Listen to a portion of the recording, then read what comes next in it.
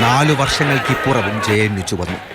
വിദ്യാർത്ഥി യൂണിയൻ തിരഞ്ഞെടുപ്പിൽ president, vice president, joint secretary സ്ഥാനങ്ങളിലേക്ക് ഇടത് സഖ്യവും ജനറൽ സെക്രട്ടറി സ്ഥാനത്തേക്ക് ഇടത് സഖ്യത്തിന്റെ പിന്തുണയോടെ മത്സരിച്ച ബാപ്സ സ്ഥാനാർത്ഥിയും ജയിച്ചു കയറി.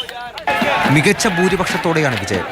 പ്രധാനമായും സെൻട്രൽ പാനലിലേക്കും ഒപ്പം 42 കൗൺസിലർ സീറ്റിലേക്കുമാണ് മത്സരം നടന്നത്. പൂർണ്ണമായും വിദ്യാർത്ഥികളാണ് തിരഞ്ഞെടുപ്പ് നിയന്ത്രിക്കുന്നത്. വിദ്യാർത്ഥികൾക്കിടയിൽ നിന്ന് തന്നെയാണ് ഇലക്ഷൻ കമ്മീഷണറെ തിരഞ്ഞെടുക്കുന്നത്. വികസന രാഷ്ട്രീയമായിരുന്നു ഇടത് സഖ്യം ഉയർത്തിയ മുദ്രാവാക്യം. നീണ്ട 24 വർഷമായി ഇടതുഭരണം തുടരുകയാണെങ്കിലും ഇത്തവണ ABVP കടുത്ത വെല്ലുവിളി ഉയർത്തിയിരുന്നു.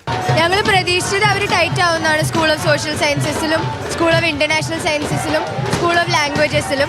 പക്ഷേ വോട്ടിംഗ് കഴിഞ്ഞ് റിസൾട്ട് വന്നപ്പോൾ ഒരു സീറ്റ് പോലും ഈ 3 മേജർ സ്കൂൾസിൽ അവർക്ക് നേടാൻ പറ്റിയിട്ടില്ല.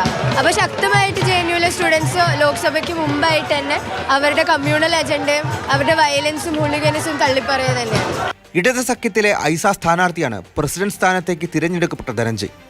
ബീഹാർ ഗയ സ്വദേശി.